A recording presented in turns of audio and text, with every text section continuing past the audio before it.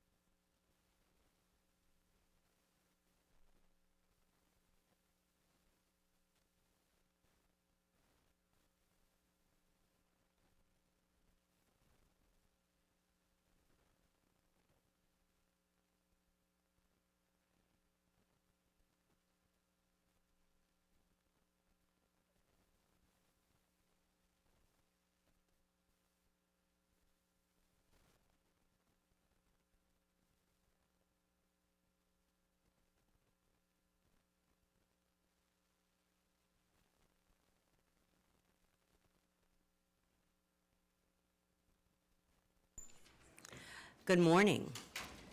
The Subcommittee on Capital Markets will come to order. Without objection, the Chair is authorized to declare a recess of the committee at any time, and this hearing is entitled Sophistication or Discrimination: How the Accredited Investor Definition Unfairly Limits Investment Access for the Non-Wealthy and the Need for Reform.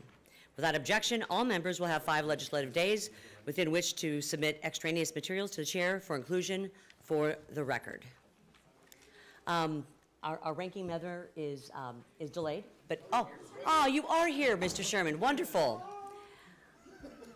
Well, I'm going to recognize myself for five minutes. Welcome. Good to see you. Good to see you. Good morning, all, and welcome to the Capital Markets Subcommittee of the 118th Congress.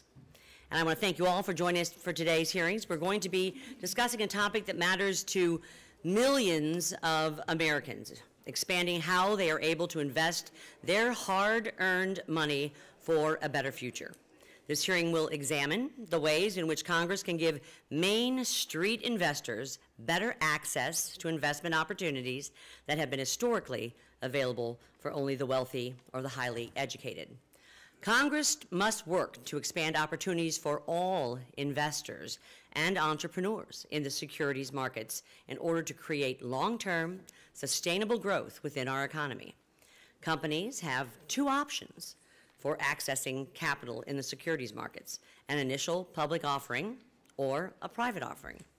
Due to the considerable costs associated with burdensome reporting requirements for public companies, an initial public offering may not be an option for many smaller companies. Therefore, a private offering is often more cost-efficient a more cost-efficient way, I should say, for a smaller company to raise capital.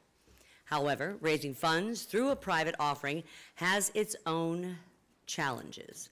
Because of the accredited investor definition, it uses wealth and other limited criteria to determine sophistication, which restricts the pool of potential investors, leaving many without access to funding. The gap between private and public offerings is substantial. From July 2021 to June 2022, the amount of capital raised with private offerings reached a staggering $4.5 trillion. But during the same period, only $126 billion were raised in IPOs. To put this into context, that's only 3% of what our private markets raised. This gap highlights the enormity of the investment opportunities within the private markets, primarily accessible to only wealthy accredited investors and rarely available to the retail investor.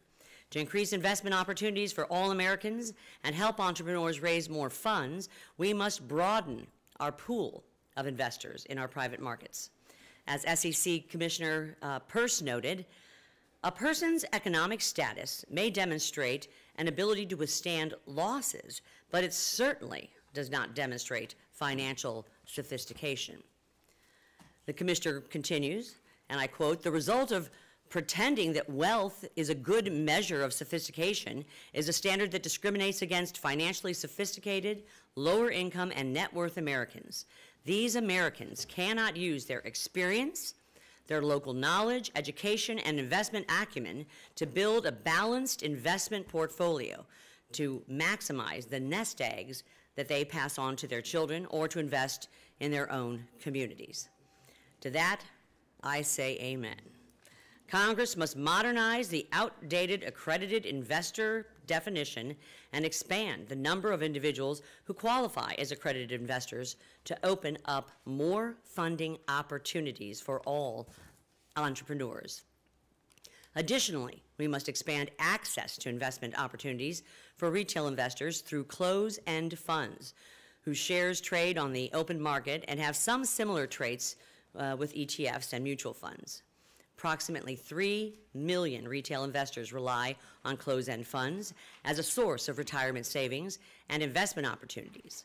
But the SEC currently limits their investment in private securities to just 15% of the fund's net assets. We should allow public offered closed-end funds to invest all their assets in private securities to increase retail investor exposure to private markets while maintaining investor protection. Finally, we must provide equity compensation for gig workers who make up over a quarter now, of the U.S. workforce and play a vital role in our 21st century economy. These workers deserve the same opportunities for financial stability and growth as traditional employees. Expanding opportunities for all investors and entrepreneurs is not just a moral imperative, but it is also essential for the growth and prosperity of our economy. I want to thank you all, and I look forward to our discussion in this critical issue. I now would like to recognize the ranking member, gentleman from California, Mr. Sherman, for 5 minutes to give his opening remarks. Thank you. I look forward to working with you as we've worked for so many years on both financial services and foreign affairs. I look forward to the two hearings today, which are to some extent overlapping in their subject matter. I want to thank the following Democratic members for serving on this subcommittee. We have the gentleman from New York, who's chair of the Foreign Affairs Committee and is in another room that I may have to run to, Mr. Meeks. We have Mr. Scott from Georgia, who is the ranking member on agriculture. We have Mr. Vargas from the great state of California, the gentleman from New Jersey, Mr. Gottheimer, the gentleman from Texas, Mr. Gonzalez, and the gentleman from Illinois, Mr.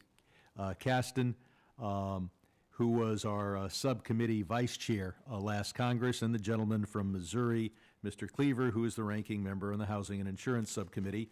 All of those are returning from last Congress. We also have Mr. Lynch, who served on this subcommittee previously, and Mr. Wiley Nickel, who's the only complete freshman who is joining us, and I'm sure he'll be here soon. The titles of the hearings that we're holding today imply that every investor protection is a barrier, and it is.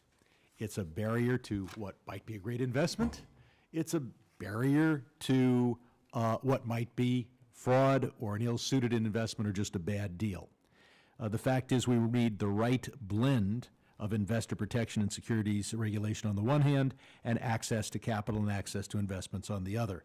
We should not always be saying that we go in one direction or the other. The proof that securities regulation is actually helpful to those trying to raise capital is illustrated by the fact that all over the world, people send their money to be invested in countries that have good securities protection, whether that be London, whether that be New York, whether that may be elsewhere. In the presence of good investor protection, you get more capital invested in the markets. So investor protection not only protects investors, it's necessary for the business economy as a whole that is seeking investment. As to the topic of this hearing today, which focuses on the definition of accredited investor found in Regulation D and elsewhere, I'm not here to defend it.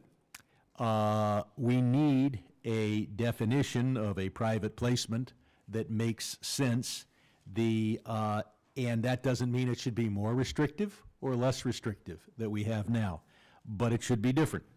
The chairwoman focuses on the sophisticated investor or accredited investor definition and points out that if you win the lottery on Monday, that doesn't make you an investment genius on Tuesday just because you have $1 million in the bank. Furthermore, the definition of $1 million, that's a 1982 definition.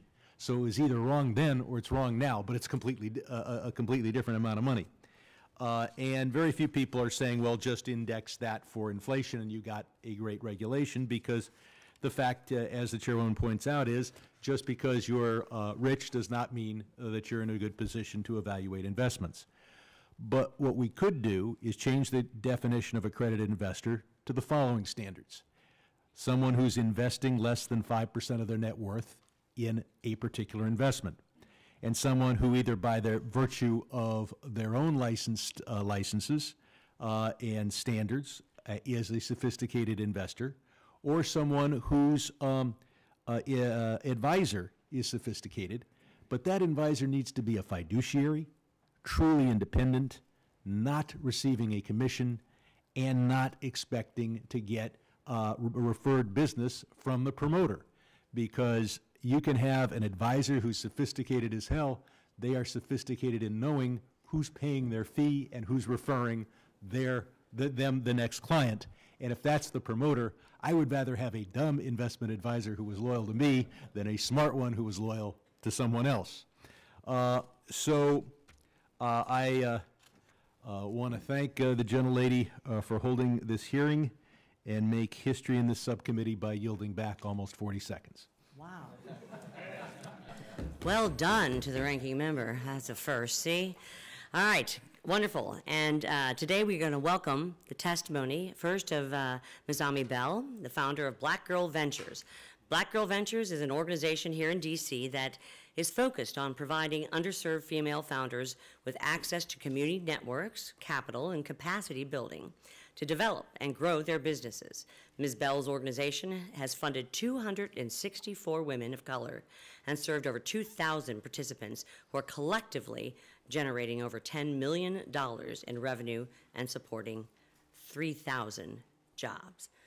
Next, we have Mr. David Olivencia, and he's the CEO and co-founder of Angels Investors. Mr. Olivencia is an experienced angel investor and is active in the minority angel investor community. Formerly a managing director at Accenture, Mr. Olivencia recently assumed the CEO role at Angels Investors, a Latino-focused angel group with nearly 200 members. He is also a member of Irish Angels and serves as an advisor to commune angels. It's a lot of angels. Ms. Jennifer Schulp is the Director of Financial Regulation Studies at the Center for Monetary and Financial Alternatives at the Cato Institute. There she focuses on securities and capital markets regulation. Prior to joining Cato, Ms. Schulp was a director in the Department of Enforcement at the Financial Industry Regulatory Authority, or we call it FINRA, representing FINRA in investments and disciplinary proceedings relating to violations of the federal securities laws and self-regulatory organization rules. Next, we have Mr. Eli Velasquez, founder and managing partner of Investors of Color Network. As managing partner, Mr. Velasquez works to close the funding gap in startup capital by facilitating syndicated investments in early-stage companies for underrepresented accredited investors. The Investors of Color Network is composed of over 800 investors representing the entire continuum of capital, including angel investors, ad hoc investment networks, venture capital, revenue-based investment firms, family offices, and other capital providers. And last but not least, we have Ms. Gina Gale Fletcher. Ms. Fletcher is a professor of law at Duke University, specializing in research on financial regulation and market manipulation. She was previously an associate with the law firm of Gibson Dunn. We want to thank each of you for taking the time to be here this morning. Each of you will be recognized for 5 minutes to give an oral presentation of your testimony. And without objection, each of your written statements will be made a part of the record. Ms. Bell, you are now recognized for 5 minutes to give your oral remarks. Thank you. Good morning, Subcommittee Chair Wagner. Do you have your button on? My mic? Oh, okay. Thank you. Good morning, Subcommittee Chair Wagner, Ranking Member Sherman, Chairman McHenry, Ranking Member Waters, and esteemed members of the Subcommittee on Capital Markets. It's an honor to speak with you today about the importance of access to financial education and opportunity through investment. My name is Shelly Omilade Bell, please call me Omi, and I'm the CEO and founder of Black Girl Ventures. We are a nonprofit organization that provides access to capital, capacity, and community to Black and brown women founders. And a quick update, to date, Black Girl Ventures has funded 450 Black and brown women-owned businesses across 15 cities. Our founders represent $10 million in revenue for the U.S. economy and 3,000 jobs. I founded Black Girl Ventures after a wide-ranging career path. I'm an HBCU graduate, a computer scientist, and a serial entrepreneur. I've worked in workforce development for the U.S. Patent and Trademark Office, as a teacher, and as a performance poet. And in every role, at every milestone of life, I've both experienced personally and witnessed in communities I serve how systematic barriers to financial education prevent middle class, low income, and especially Black and brown people from gaining economic mobility and building wealth. Entrepreneurship was my pathway out of poverty. As a single mother who had just had her second child, I found myself on public assistance. Despite holding a full-time job as a teacher and a degree in computer science, because as almost 12% of Americans know well, holding a traditional full-time job was not enough to provide financial security for my family. In 2015, I launched a custom merchandise print shop that was profitable enough to deliver my family and I out of public assistance and into a six-figure income. My mom invested her retirement money of $10,000 into my print shop, and if she had not, I would likely still be receiving public assistance. Due to systematic barriers, most founders in the Black community do not get a friends and family round to see their businesses, and investment opportunities to scale businesses are even further out of reach. In 2016, I read a report that Black women in the U.S. were starting businesses at 6 times the national average, yet receiving less than 1% in venture capital. In 2023, that has not changed. I launched Black Girl Ventures from a living room in Southeast DC with this statistic in mind and history as an inspiration. In the early 1900s, during the Harlem Renaissance, when white landowners raised rents, Black tenants would throw parties for an admission fee that would be used to pay their rent. I used the same model to build Black Girl Ventures and essentially built the largest rent party for entrepreneurs on the East Coast. Black Girl Ventures is the family and friends round for Black and brown women founders. Over the course of the last 7 years, I've read and reviewed over 1,000 applications for pitching for funding. I've trained over 5,000 people in marketing, business development, and fundraising. As a result, my organization has provided over $3 million in funding to early stage businesses that have gone on to hire employees and gain shelf space in the largest retailers in the country. And yet, even after all of my professional experiences and the life experience of managing a household, raising 2 children, and becoming financially sufficient via entrepreneurship, under the current definition of accredited investor, I was deemed not sophisticated enough. This means I was shut out of investing in the businesses I believed in before anyone did, while investors who were already wealthy stood to benefit. The SEC last updated its definition in 2020 in an attempt to address diversity and equity concerns, but the addition of credentials and certification requirements neglect equally relevant markers of financial sophistication. Black and brown people, low-income people, and middle-class people are standing in the back of a proverbial line ordered by race, generational wealth, and access to resources. Every time you feel like you've gotten closer, the rules change to help or protect those at the front of the line. The lack of access to even the systems that aren't perfect should still be considered a diversity and equity issue. If diversity is good for investment, diversity is also good for investors. I'm not an advocate for deregulation, but education and increased access to financial education and investing. Reviewing the definition of accredited investors must involve striking the right balance between protecting investors and the public interest while increasing access and investment opportunities for historically excluded communities.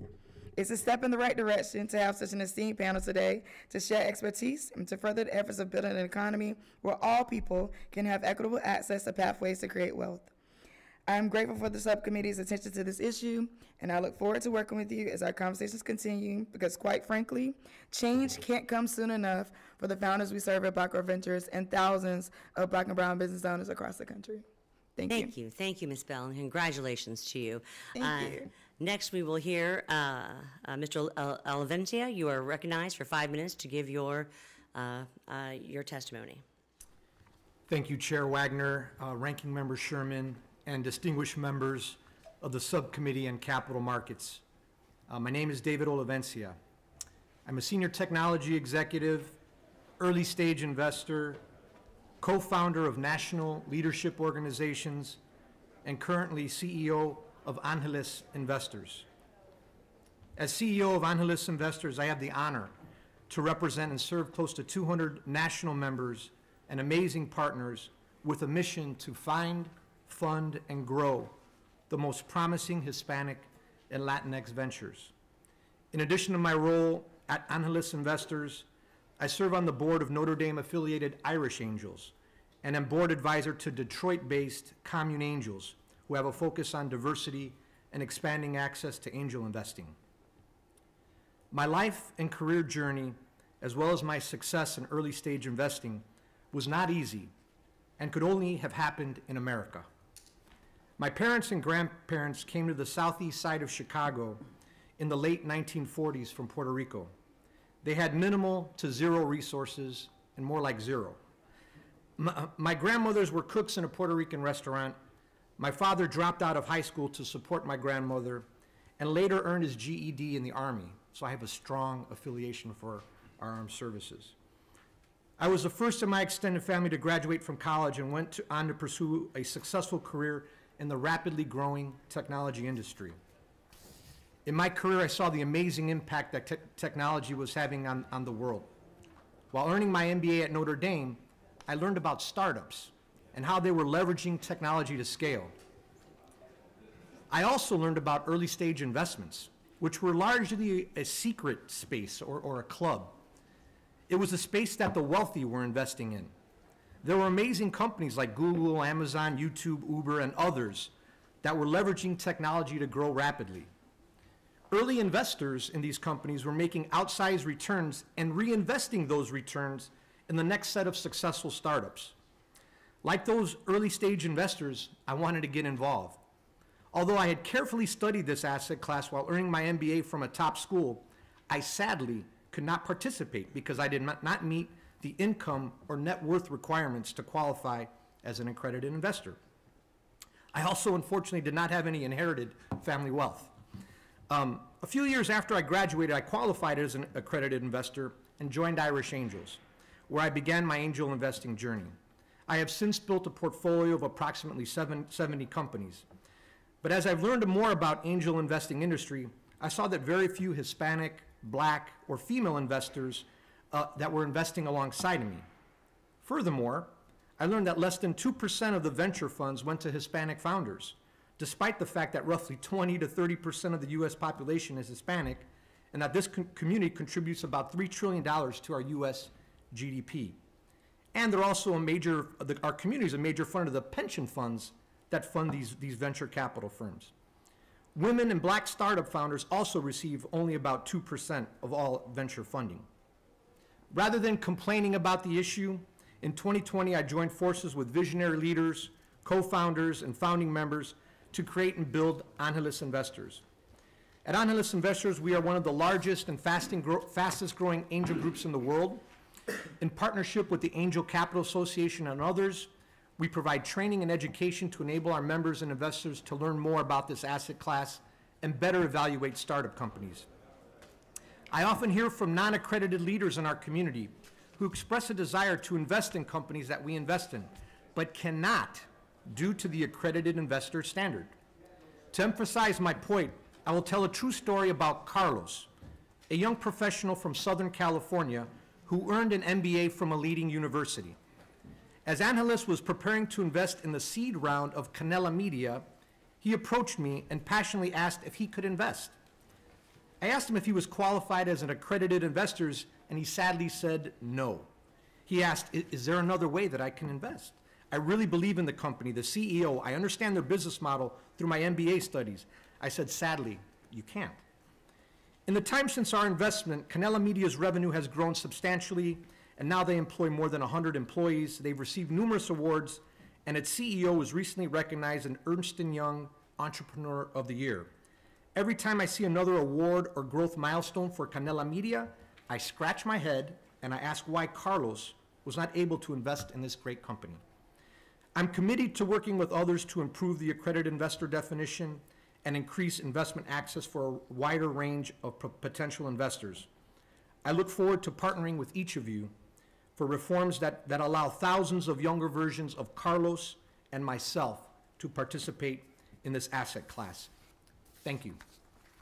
Thank you, Mr. Olivencia, and congratulations and kudos to you also. Next, I'd like to recognize Ms. Schulp. You are now recognized for 5 minutes to give your oral testimony. Chair Wagner, Ranking Member Sherman, and distinguished members of the Subcommittee on Capital Markets. My name is Jennifer Schulp, and I am the Director of Financial Regulation Studies at the Cato Institute Center for Monetary and Financial Alternatives. Thank you for the opportunity to take part in today's hearing. Private securities offerings are diverse and include direct investment in individual companies, as well as pooled investment into private equity, hedge, or other funds. Such offerings, which represent a large portion of the capital raised in U.S. markets, are often made pursuant to exemptions provided in Rule 506 of the SEC's Regulation D. Almost twice as much money was raised under Rule 506B than by all registered offerings between July 1st, 2021 and June 30th, 2022. And offerings under Rule 506C, a less popular exemption, raised more money than was raised in IPOs. But whether a person is eligible to invest in a Rule 506 offering is largely determined by whether he or she meets the definition of an accredited investor. Under SEC rules, an accredited investor is a natural person with a net worth that exceeds $1 million, not including their primary residence, or an annual income of at least $200,000, or $300,000 with a spouse. To put this into perspective, the SEC estimates that about 13% of U.S. households qualify as accredited investors. Thus, approximately 90% of American households are unable to participate in the segment of capital raising that dwarfs the investing opportunities available in public markets. This alone should raise a red flag as to the wisdom of the accredited investor definition. But the problems with the definition go beyond this simple fact. Most fundamentally, the accredited investor definition is objectionable because it gives the SEC the authority to limit how people can invest their own money. But even when judged by its own goal of limiting private offerings to investors with sufficient financial sophistication, the accredited investor definition is ineffective. Being wealthy is no proxy for financial sophistication. This line drawing lumps the elderly with substantial retirement savings and lottery winners with windfall profits in with people whose earnings have depended on some financial know-how. It also excludes those who do not have a substantial nest egg, but have a great deal of general investment knowledge or have experience with the industry in which they seek to invest. A generic wealth test is also a poor fit if the goal is to limit access to private investments to only those who can afford to take the loss. Loss tolerance rests on more than a naive wealth determination. For example, older investors may be more sensitive to loss than younger investors who have a longer investing time horizon. The truth is that no simple blanket rule can capture individual investor sophistication. This mismatch between bright line wealth tests and investor sophistication, however, is not just a theoretical concern.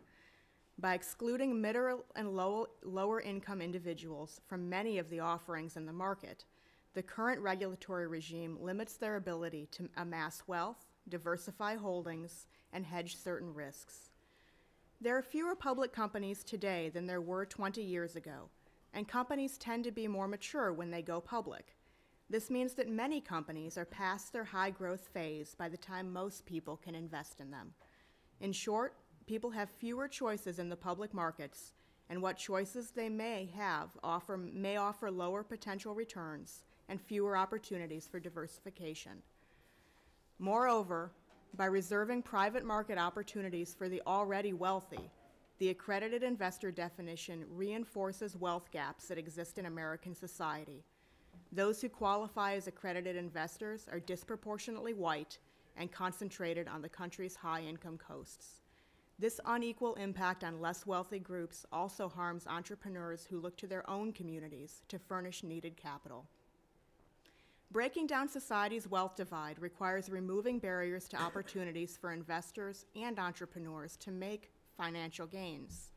The accredited investor definition should be reformed at a minimum to allow more investors the opportunities afforded by private offerings. Thank you, and I welcome any questions that you may have. Thank you for your testimony, Ms. Schulp. And now we turn to Mr. Velasquez.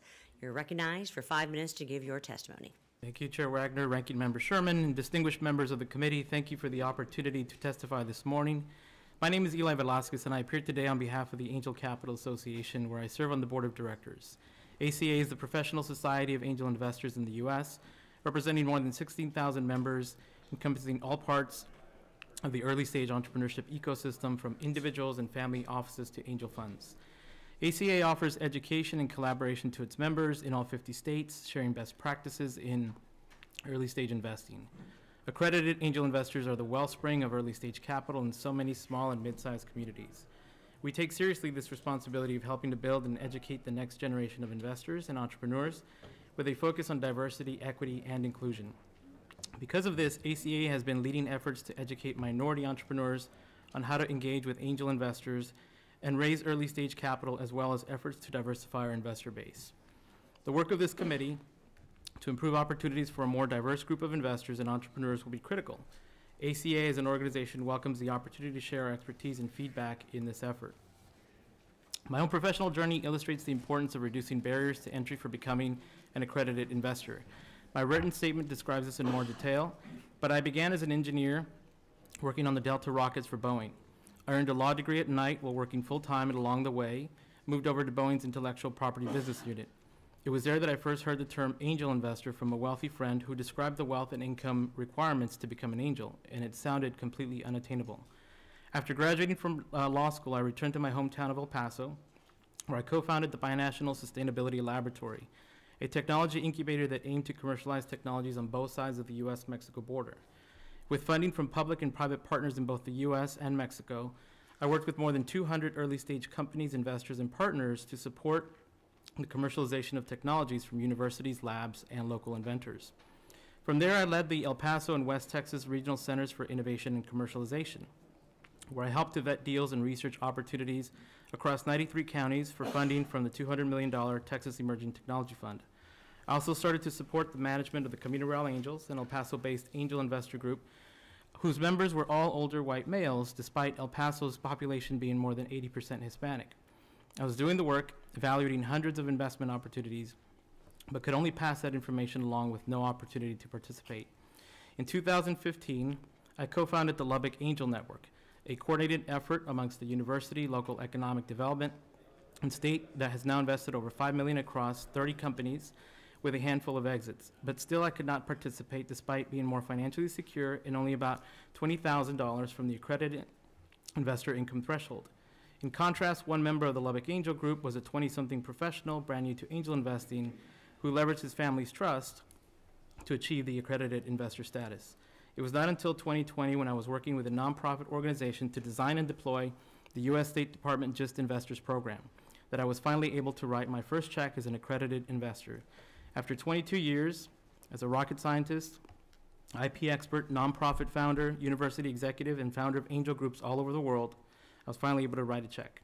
My work with Just Investors program showed me how communities in the Middle East, Latin America, and Southeast Asia have developed inclusive approaches to get as many investors as possible trained and engaged in angel investing. This inspired me to found Investors of Color in the U.S.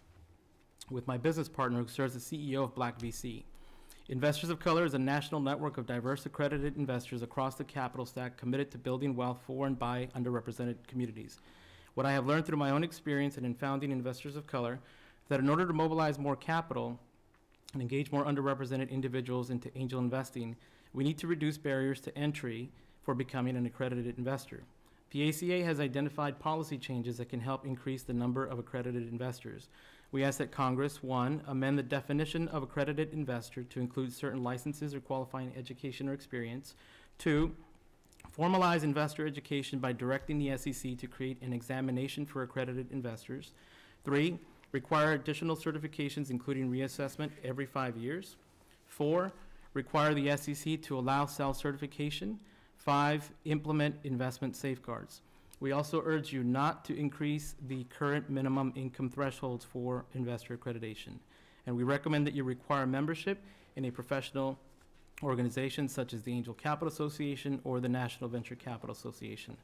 As I said, my fellow members of the ACA and I are eager to serve as resources and feedback as you pursue legislative solutions to make capital more readily available to our nation's entrepreneurs, particularly communities that are currently underserved. Thank you. I thank you for your testimony, Mr. Velasquez. And now we turn to Professor Gina Gail Fletcher. My apologies for leaving that title off of your name, but you have more than earned it. So, Professor Fletcher, you are now recognized for 5 minutes to give your testimony. Thank you, Chair Wagner. Chair Wagner, Ranking Member Sherman, and esteemed members of the subcommittee, thank you so much for your invitation to speak with you today. I'm a professor at Duke University School of Law, where I study and teach complex financial instruments and market regulation.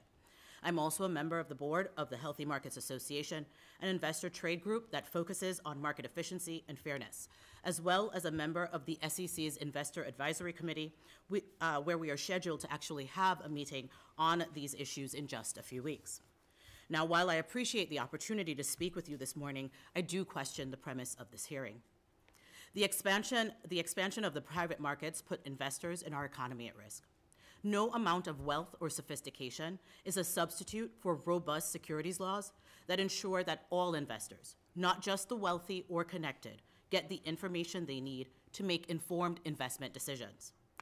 Some have suggested that limiting private offerings to accredited investors somehow discriminates against those who do not meet the definitions. Some have also argued that the SEC should allow companies, funds, brokers, and others to offer and sell securities, private market securities to retail investors. All of this, of course, in the name of investor choice and capital formation. This is perverse logic at best.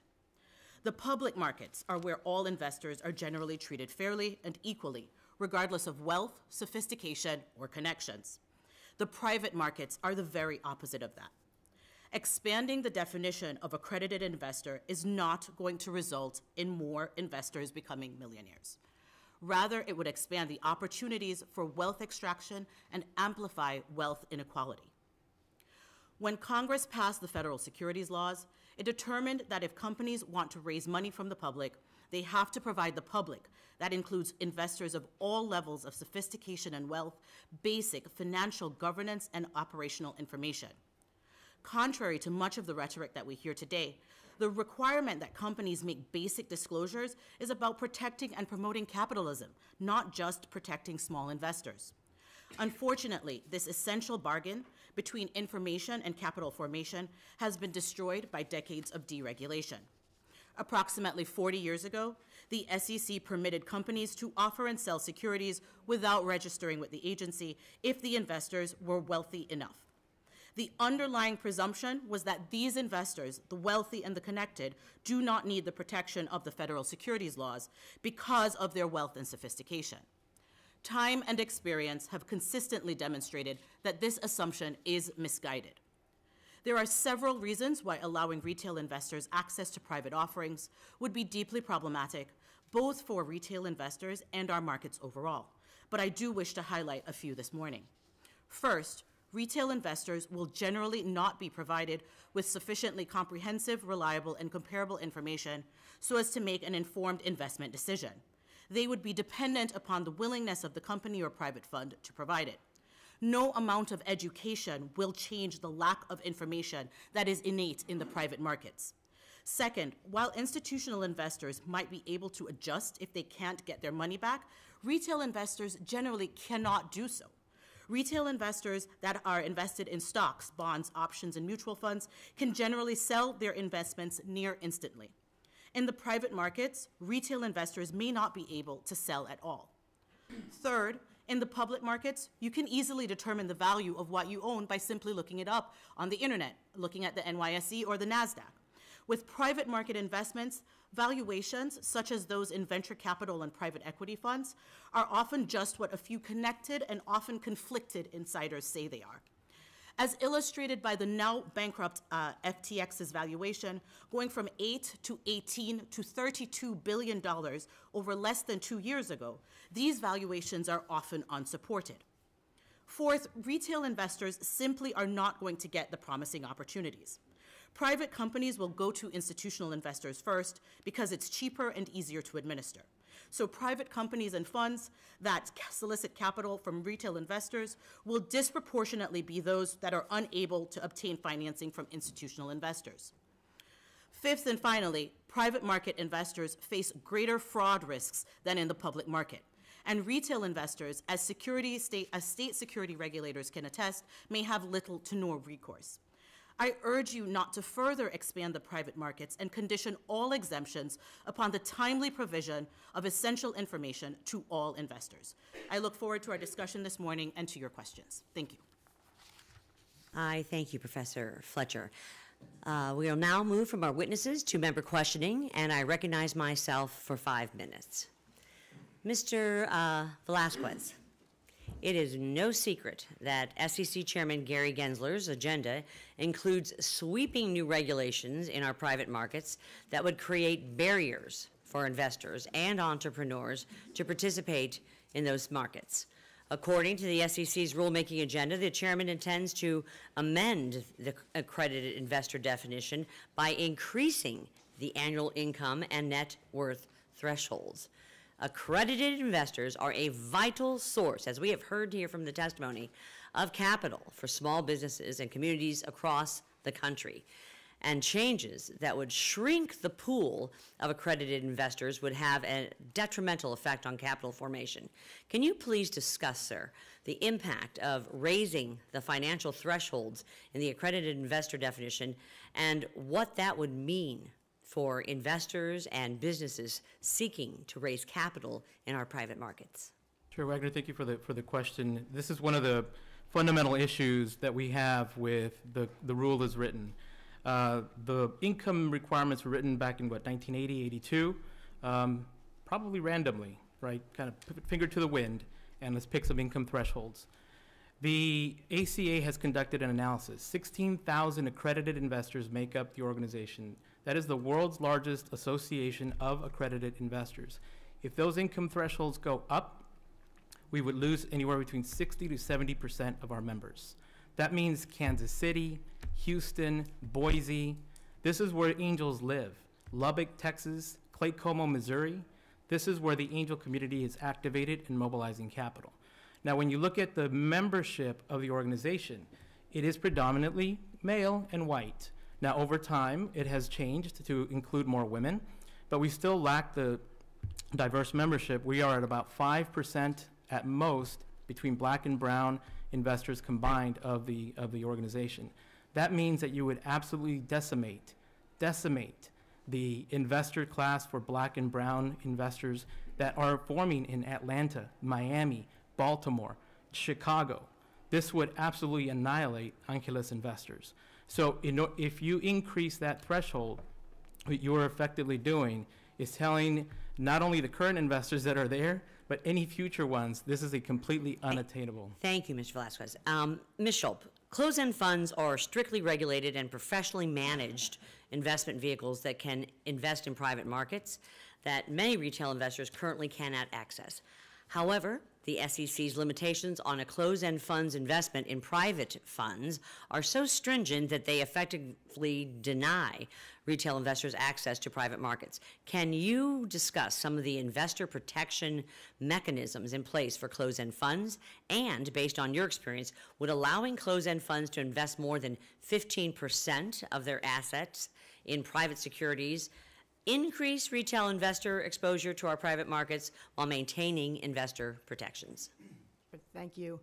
Closed-end funds are regulated under the Investment Company Act and are run by registered investment advisors, subject to the host of many, many regulations around both their public access to the markets as well as the managerial responsibilities of the managers of those funds.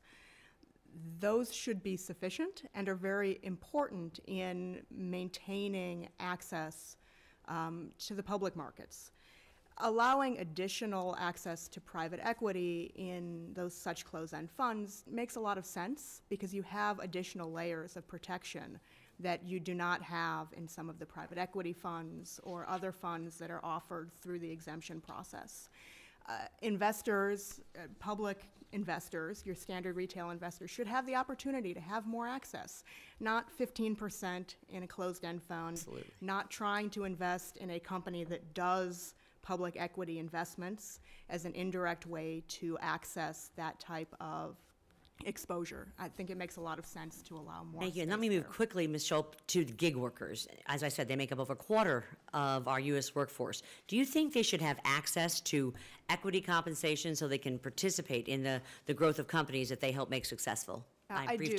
I would say to the extent that gig workers are making up more and more of our workforce, they should have the same opportunities here as regular salaried workers do. Absolutely. Thank you. Next, we shall move on to, at the ranking member's request, the gentleman from California, Mr. Vargas, now recognized for 5 minutes. Well, thank you very much. First of all, I'd like to say how pleased I am that we have a wonderful chair. I don't want to ruin your reputation, but I appreciate all the kindnesses you've shown me and others through the years. And it's great to see you there. Congratulations. Thank you. Again, I want to thank you for holding this hearing. I want to thank all the witnesses here. Obviously, there's a difference of opinion among our witnesses today, and certainly I think my opinion falls more where Professor Fletcher's opinion is. Professor Fletcher, you know, I think you said it well, you know, that we have to look at transparency and protection, and you're certainly your view of the public markets versus the private markets is rather stark. Could you comment a little bit more on that? Because I think it is important to get that definition out, where the protections lie and where the protections don't. I mean, I think, to be fair to the other side, they're saying, you know, a lot of the opportunities are on the private side, and people do not get that opportunity unless they're an accredited investor. The other thing, and I'll ask later on to the people, I mean, it is interesting. I looked up the Rule 501 of Regulation D, and it turns out, of course, that other nations have accredited investors also. We're not the only nation that has accredited investors. There's definitions, and the definitions lie all over the place. New Zealand has one, Canada, the EU. But anyway, I would ask first you, Professor Fletcher, the issue of the protections that they have or don't have. Thank you so much, Congressman. So just to start, one of the starkest distinctions between the private and the public market is the lack of information. So within the public markets, public offerings, you have to do quite a bit of disclosure. You have to provide basic audited financial statements, and you have to make periodic disclosures. Within the private markets, there are no such obligations to provide information to your investors, no matter how large the offering, provided that the offering is only made to accredited investors. So this has a few follow-on consequences. One is the inability to value these investments fairly or accurately, because we have to depend on insiders' valuations, because we can't just look them up, nor are they providing us with the information to be able to make these valuations.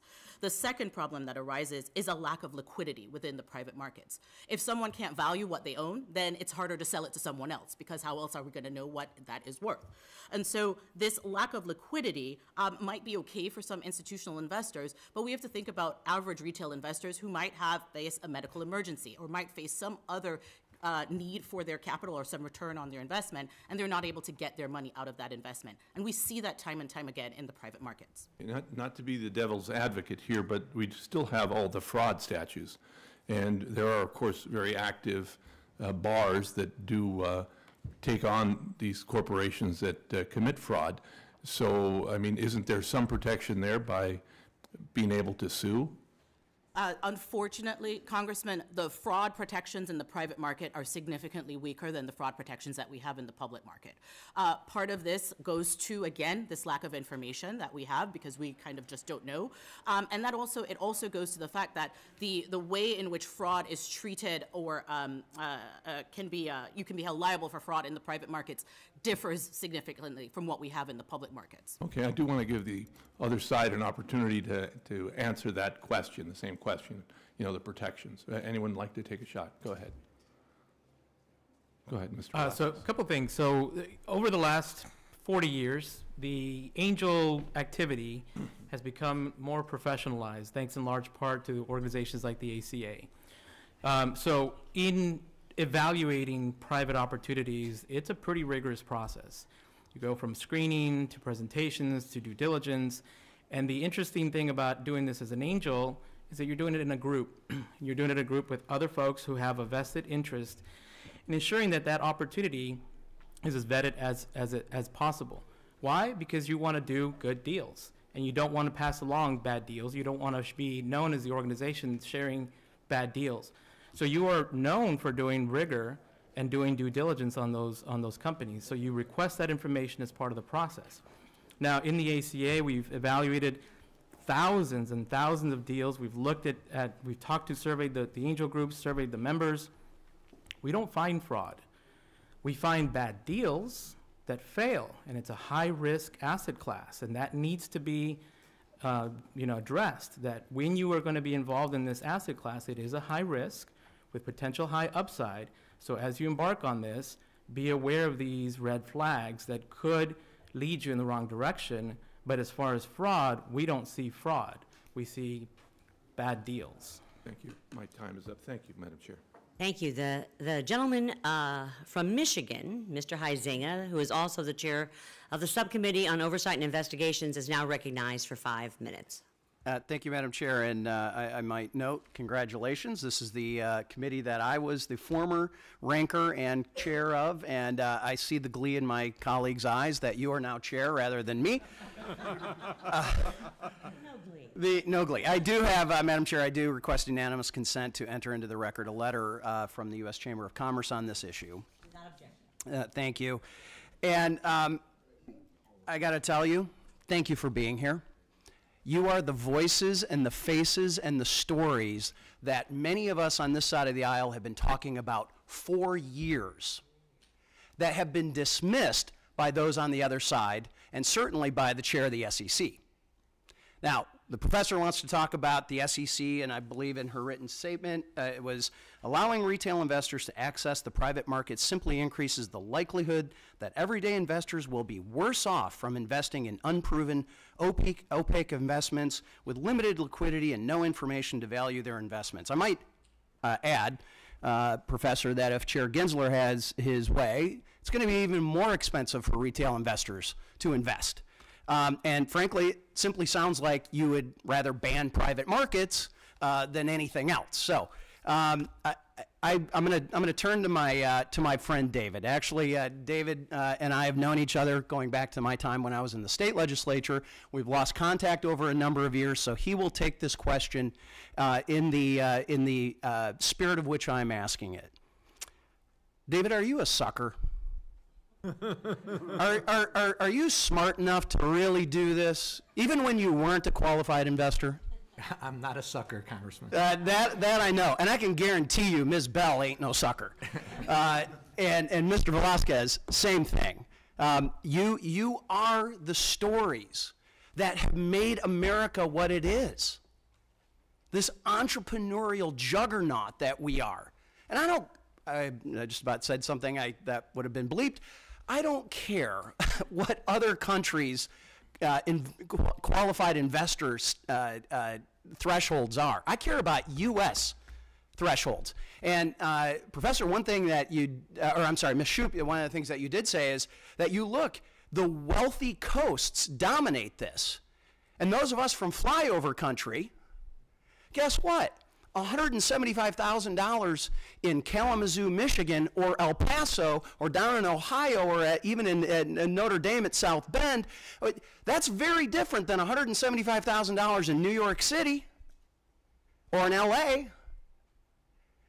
And the fact that government can't recognize that is just baffling. And this discussion of increasing this is just ludicrous. So last Congress, I introduced the Accredited Investor Definition Review Act, which among other things would require the SEC to review a list of qualifications, designations, credentials for individuals to qualify as a qualified investor. And that is the direction we need to go. And Mr. Velasquez, I really appreciate your very helpful enumerated ways that we can move forward on this. And I want to get a little reaction, and I'll start with you, Ms. Bell. You know, from what you were hearing, a very academic view of how people are going to be disadvantaged, and I'm curious if you could respond to a statement about this is going to amplify wealth inequity and that this is a greater fraud risk. Do you think this is going to amplify wealth inequity?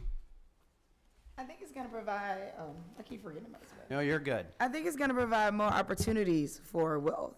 You know, when I think about the founders that we serve, give an example of a story yesterday. I met a woman named Isa Watson. She's the founder of Squad.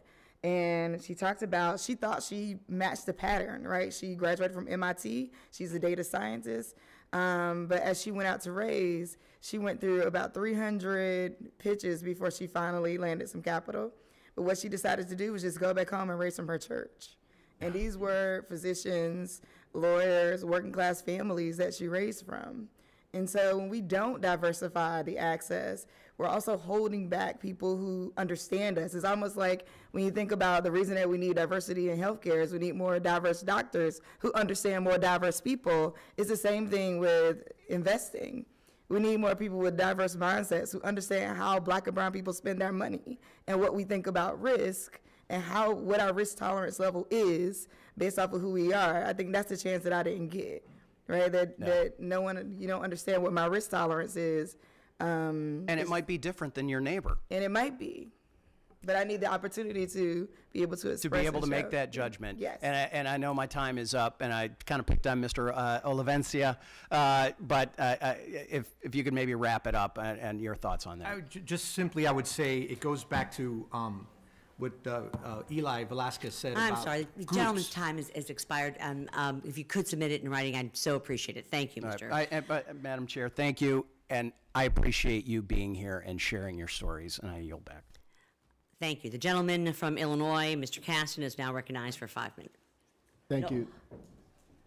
Before I was going down the aisle, I apologize. The ranking member, Mr. Sherman from California, is now recognized for 5 minutes. Everyone in the audience should know you will get to hear from Mr. Caston soon. That will be very interesting. Professor Fletcher is right in the extent that obviously the best investor protection is when you have the liquidity of the publicly registered company. You get audited financial statements. The statements not only good, not just an audit, but also a PCAOB review and an audit of the internal control system. The only problem with that is that it's millions of dollars to provide all that. And that doesn't count the millions of dollars that are then spent by the investment analyst industry. If you want to buy Apple or Disney, you're sitting on top of an information system, an information checking system that involves hundreds of millions of dollars together with all of the analysts on Wall Street. Now, one could talk and say, well, let's close off the private markets to everything other than big companies. The private markets are much bigger than someone who focuses on securities regulation would realize, because we used to like, oh, you're doing a Regulation D, and there are 15 people in the room or 300 people, and they're all getting stock certificates. Every pizzeria is a guy with a brother-in-law who put up money for every 4-unit apartment building is a couple of dentists. And there are a lot more pizzerias and apartment buildings than there are these offerings that we tend to focus on here. So we need a system where we determine, at least the pizzerias and the apartment buildings, et cetera, are going to be illiquid. They're not going to be audited financial statements, et cetera, and people are able to make their investments. Are we going to then allow that to be in private companies?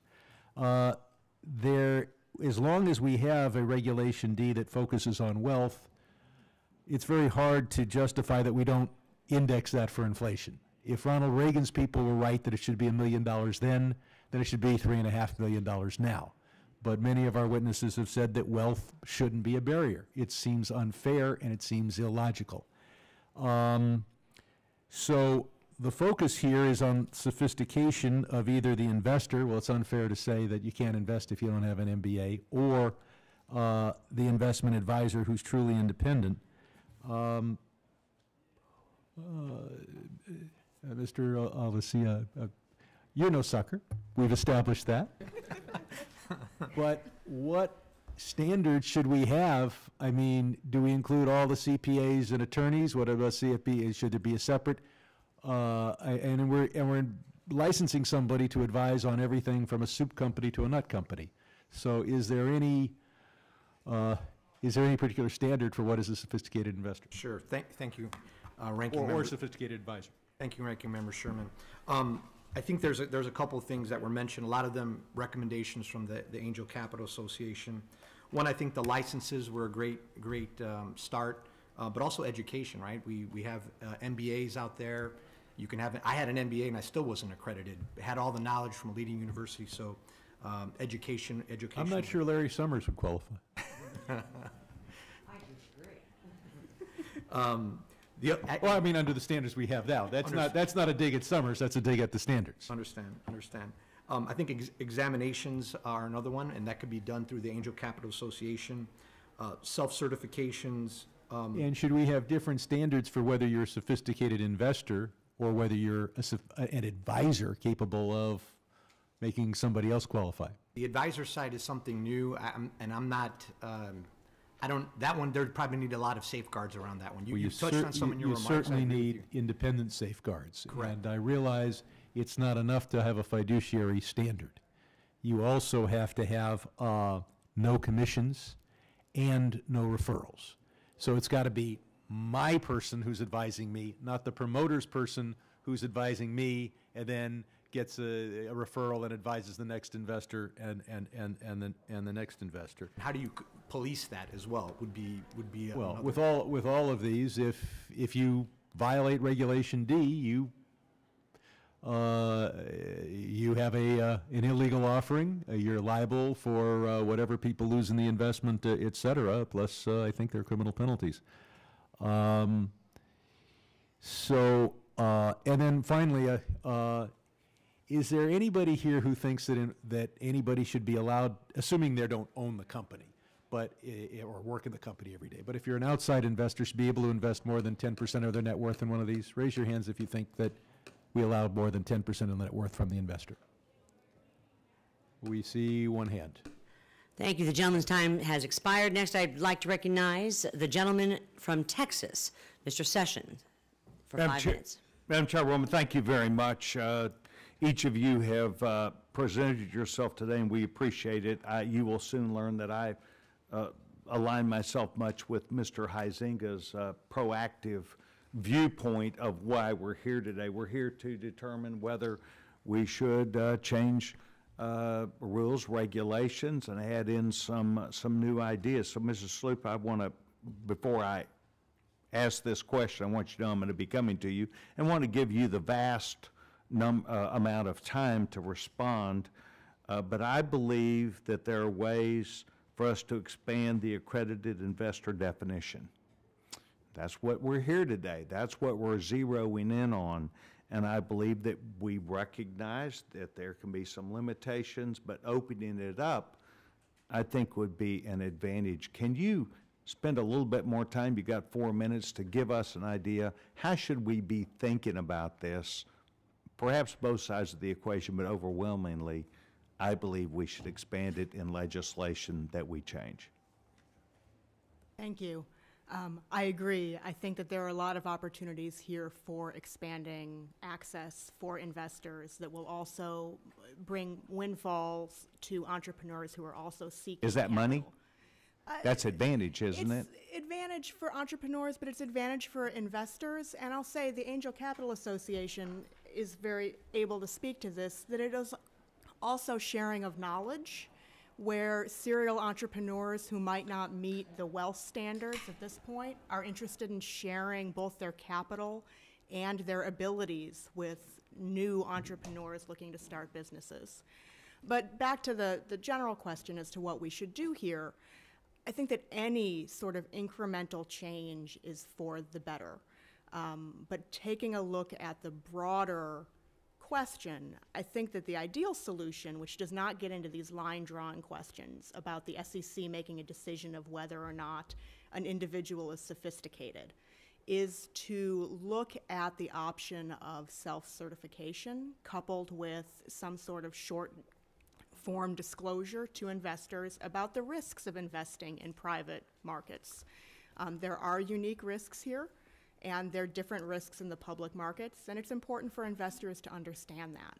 But giving investors the option and the power in their own hands to make the decision as to whether or not they want to take on those risks is the best option. There are a lot of other options, though. These educational qualifications are good things to take a look at. By the way, you're speaking of advantages, not just options. They are advantages.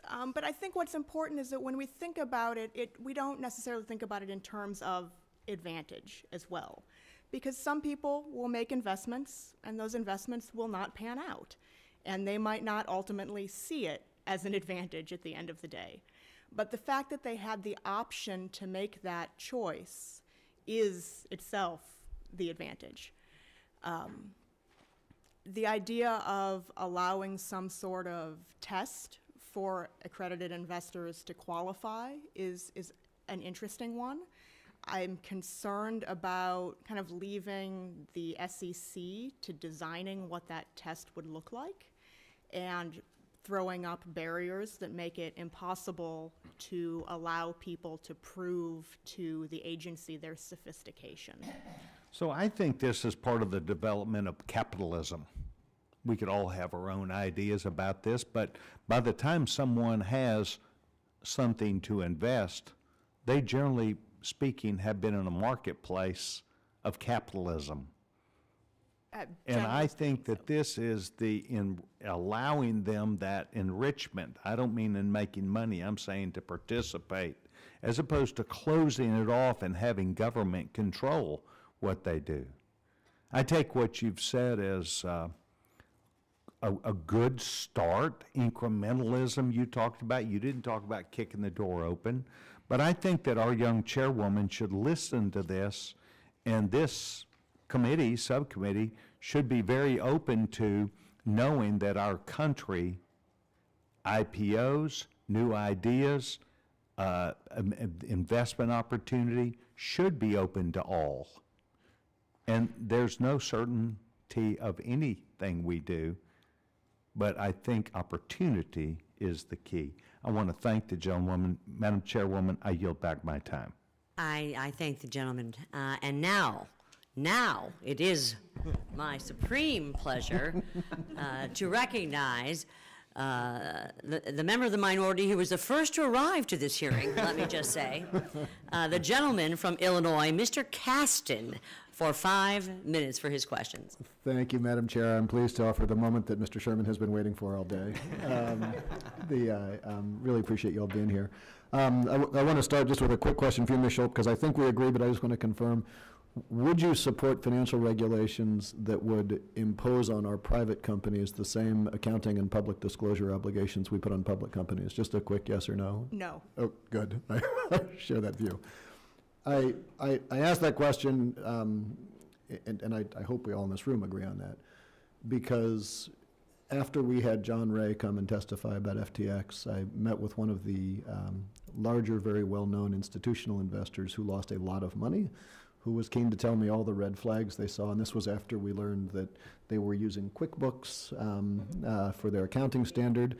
For those of you, I know some of us privately may use QuickBooks for our checking account. For all the people watching us on television, that does not pass the test of an audited financial report. And I asked them, how did you possibly make this investment? I used to run a private equity-backed company.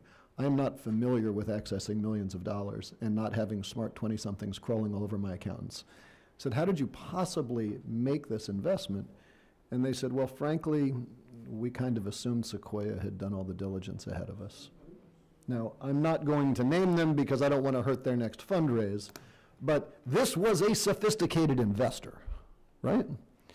And if we agree that we don't want to put the public obligations that are out there, then I guess I'm left, and I want to turn to you, Ms. Fletcher.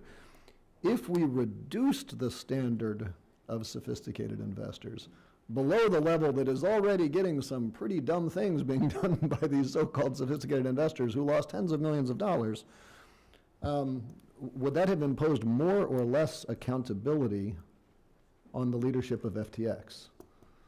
So just so I understand, if we reduced the level, would it have imposed more accountability? Yes. The answer is no. Yes. So, the congressman earlier said I wanted to ban private markets, and that is furthest from the truth. What I want is information in the private markets.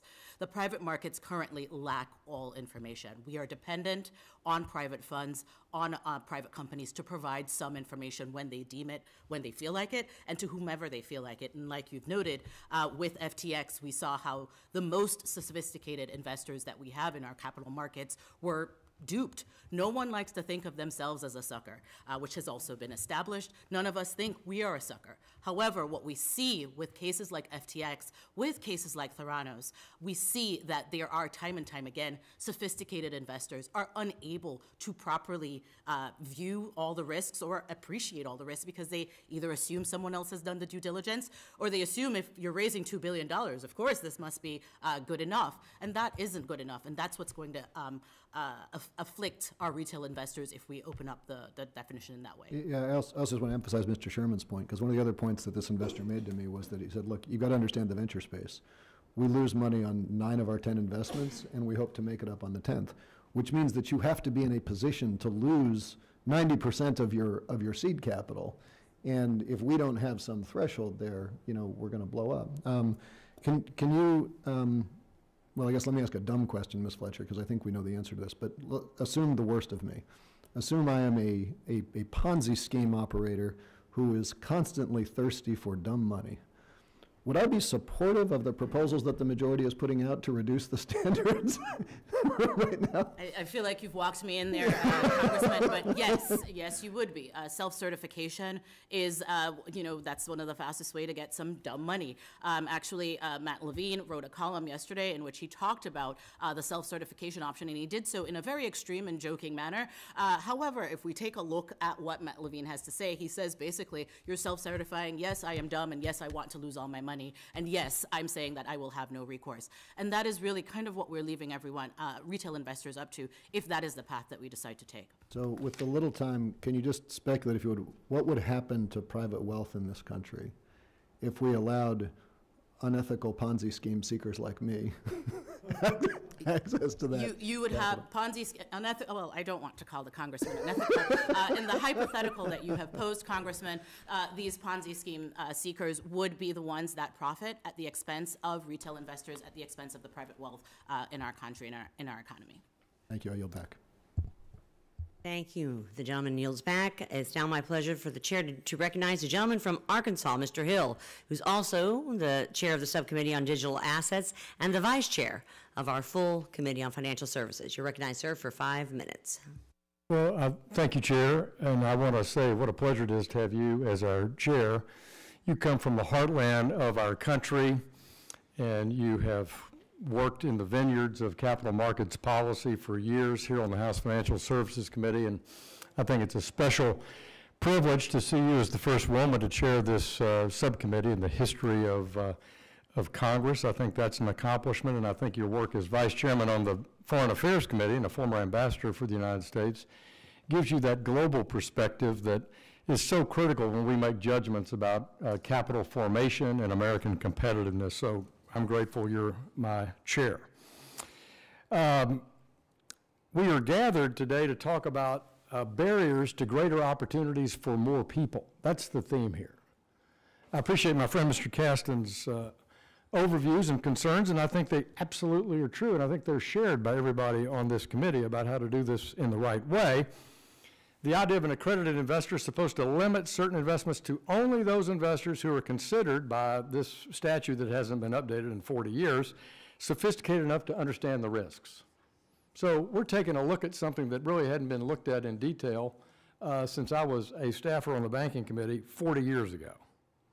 The SEC's outdated regulations only use arbitrary thresholds like income and net worth to shut people out of investment opportunities that in turn could help them build wealth, have financial security, and an expanded future set of opportunities.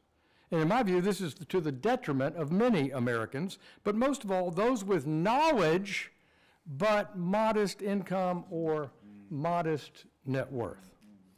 Denying access to opportunity and limiting socioeconomic mobility for that group creates a vicious cycle where hardworking Americans with knowledge, with capability, but not these statutory definitions from 40 years ago, are left behind. So I think it's time for us to reevaluate the definition of an accredited investor and ensure that it serves its intended purpose of protecting investors, but rather than excluding them. And what frustrates me is something that the SEC this is something the Commission can do without any act by Congress. Let me quote the 1933 Act.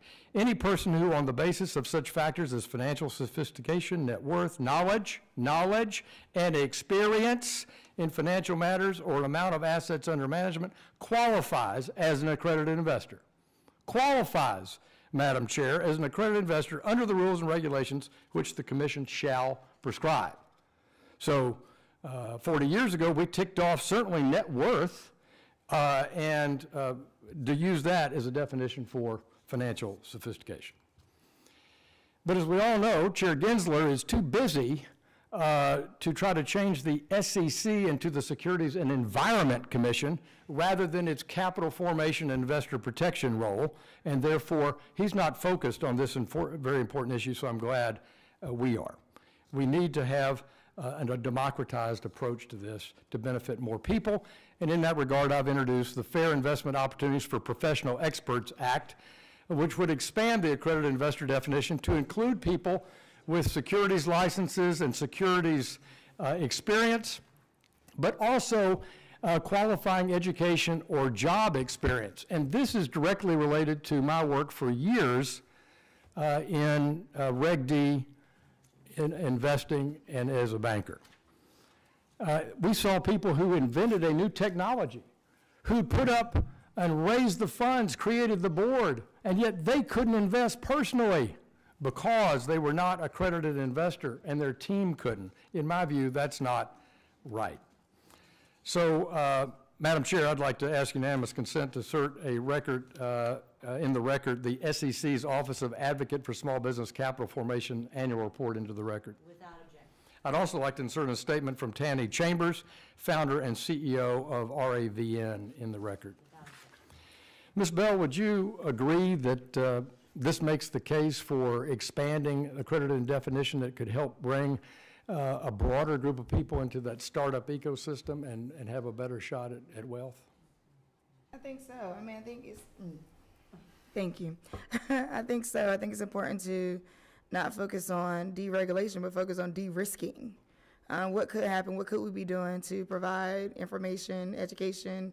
The due diligence process, there is one. And so when you are getting into investments, it's not a complete lack of information. So I would say that, yes, it's an opportunity to provide more people with an opportunity. Thank you. And I appreciate the chair, and congratulations again for leading this Congress, and I yield back. I thank the gentleman for his very kind words. Gentleman yields back, and now I will recognize a gentleman from North Carolina, Mr. Nickel. Welcome to the committee, sir. You're now recognized for 5 minutes. Thank you so much, Madam Chair, and thank you so much to our witnesses for taking the time to be with us today. I want to especially acknowledge Professor Fletcher from the great state of North Carolina. Thank you for being with us today. Ensuring people of color, women, and veterans have access to capital is a priority for me. Minority-owned businesses are critical for our economy.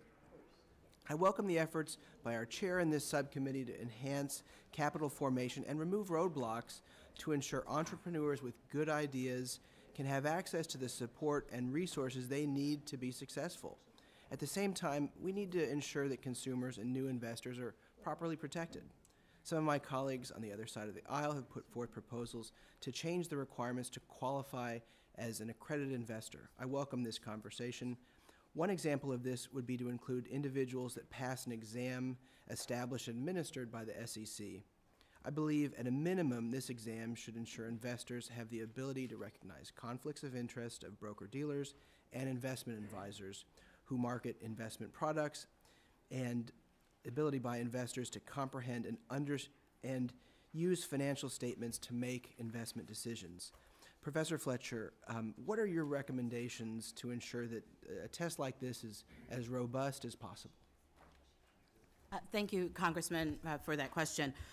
So I think in addition to the things that you mentioned would be particularly important in a test such as that, to have the ability to understand the risks and to be able to read certain financial statements. I also think some form of continuing education, some form of recertification after a number of years. But I do want to also highlight the point that I've been driving home quite a bit here, which is that even with such tests and certifications and licensing, we do still have to address the problem of the absence of information within the private markets. And so, yes, information, yes, licensing to be able to be certain that our investors understand things is important. Education is important, but also just the very fact of having that information to value these investments is also important. Well, thank you for your answer. I hope that both parties can work together to ensure that minorities have access to the capital they need while also protecting working families, and look forward to continued work by this subcommittee. I yield back.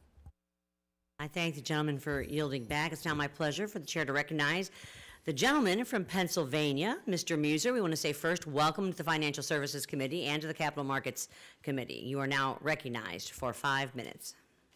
Well, thank you, Chairwoman, very, very much for being on the Financial Service Committee, but especially for being on your subcommittee. Thank you to all of the witnesses.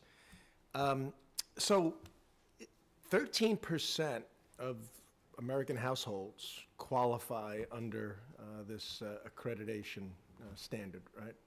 Investment. That's the information we have. So is there one particular provision? I want to ask about what reforms you recommend, and you offered some of those in your openings, but is there one particular provision? Is it the level of income? What is there, Ms. Bell, let me ask you, is there one particular provision that disqualifies most from being accredited investors? Yeah, well, let me make sure. Thank you. Let me make sure I understand your question.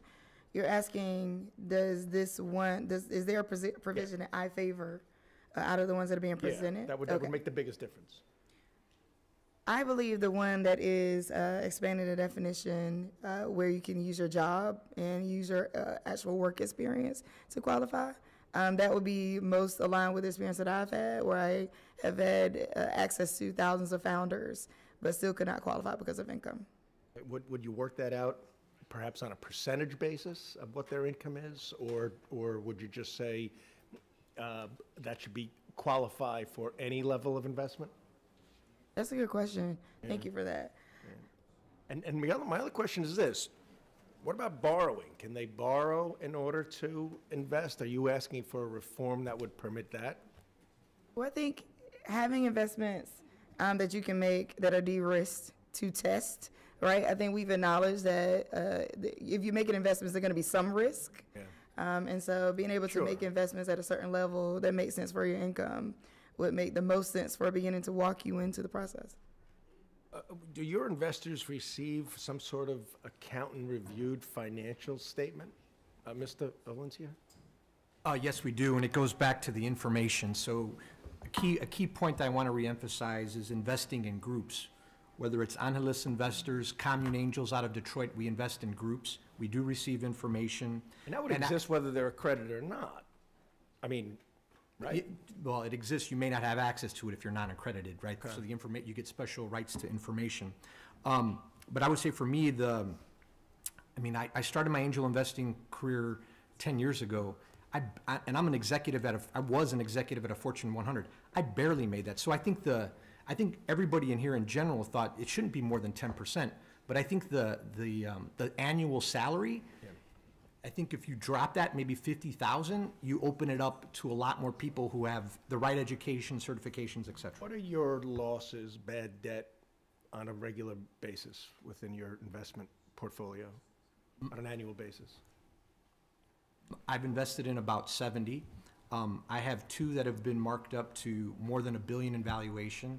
I have about 10 that are about over $100 billion in valuation. Of the 70, about 7 or 8 I've lost everything. Okay, so less than 10% of the aggregate as well, of the overall investment, not just the number of losses? Right. Okay. Ms. Bell, what about yourself? Would you mind? With us, we're a nonprofit, and so our capital is grant capital. Mr. Vasquez, what percentage of bad debt or losses do you remember, I started investing 2 years ago, so I'm a baby angel. Baby. So we don't even have the ability to. So we're just made those early investments. Okay, all right. So that sounds like it's positive, though. I hope so. You're still there, so that's a good sign. All right. So let me ask Ms. Schulp then. What changes, reforms? I know you mentioned some. So we're primarily talking about the level of income of a household, of an individual, of a spouses. What other reforms would make sense to expand the number of people that can be accredited investors? I think there's a lot of different ways to do it that aren't these kind of bright line tests of wealth and income. Yeah. And I think that you start to run into difficulties as well when we talk about work experience, where you say, well, someone that's got an MBA must know what they're doing. But that would exclude the entrepreneur who started an online company out of their home and was unable to prove those types of credentials. An exam gets rid of some of those problems, but you don't want to have the exam be so difficult. And I'm to just have about access. at time. Yeah. Thank you. And if I could get afterwards in writing, how do you find your investors? They come to you, do you go to them? I'm out of time. Madam Chair, I yield back. Thank you. Thank you, gentlemen, for yielding back. It's now my pleasure to recognize the gentlewoman from California, Ms. Waters, the ranking member of the full committee. Ma'am, you are recognized for 5 minutes. Thank you so very much, Ms. Wagner. You look good in that seat. Thank you.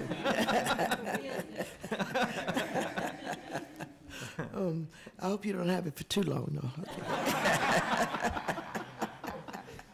All right, Chair Wagner, before I begin my questions, I'd like to ask unanimous consent to submit a report for the hearing record that was released by North American Securities Administrators Association entitled Report and Recommendations for Reinvigorating Our Capital Markets. Without objection. Thank you. I'm going to direct my question to Professor Fletcher.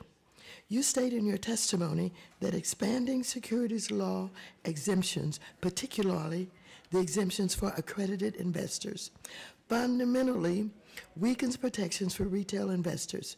I recognize that the current definition of an accredited investor is too heavily focused on income and wealth as an indication of financial sophistication. Having money certainly does mean that you are savvy with it. However, I'm also concerned that if we effectively open up the high-risk securities market to retail investors, they may become prey to unscrupulous financial intermediaries who may also have conflicts of interest and be all too willing to recommend terrible products. Could you please elaborate on the risk to retail investors when they are marketed unregulated and unregistered securities? Thank you, Congresswoman. Yes, so within the private markets, if we open up access to private offerings to our retail investors, what we can expect is that there is no information requirements within the private markets, nothing along the lines of what we have within the public markets of disclosures, of financial statement requirements. My esteemed panelists have talked about within their own organizations, they are able to get information. However, they're acting as a group, right? And they don't face collective action problems that we would expect our retail investors to face in trying to get that information from private funds or from private companies. And so there will be that lack of information. And that lack of information will have certain follow-on consequences for our retail investors, including a lack of liquidity and a lack of an ability to value the company. We've seen many of these examples, the lack of liquidity. We saw that with the Blackstone's Real Estate Investment Trust, which has prevented its investors from redeeming their shares. And we've also seen the lack of valuation, accurate valuations when we think about FTX and how that valuation ballooned from $8 billion to $32 billion within 2 years, and with no one being able to kind of check what that valuation was. We can expect much of the same and worse for our retail investors. To illustrate the risk, could you give specific examples where institutional investors, despite their supposed sophistication, are still victims of fraud and abuse? The collapse of FTX, as well as the subprime mortgage crisis, are two that come to mind. Let me just say, ladies and gentlemen, this issue is being revisited.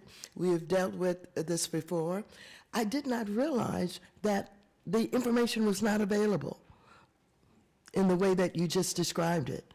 I don't think anybody would be against them having the same kind of information that's required in other ways. So what are some examples? So you've highlighted two of the most prominent examples with FTX and the global financial crisis, but we also have other examples with Theranos, right? So Theranos, which has been a part of a massive fraud scandal now, that also was a company that was in the private markets that raised billions of dollars and was able to do so despite there being what we now know to be that the product that was being offered was not valuable in any way. And so when it comes to this question of information, as you mentioned, Congresswoman, one of the things to note here is that in the private markets, private offerings can discriminate within their investors as to what information to offer and to whom and to when and at what level, right? And that is part of the bigger issue, in my opinion, that we face if we allow retail investors to get into that space. Whereas Ms. Schulp has said earlier that she wouldn't agree for the full level of disclosures that we have within the public markets to also be a part of the private markets. I do think that there's a lot of space in between what we have now and having public market disclosures be in the private markets. So it's not either all of the public market disclosures or none. There is some middle ground, and we do need to be thinking about what that middle ground can or should be. That's very important. I yield back the balance of my time.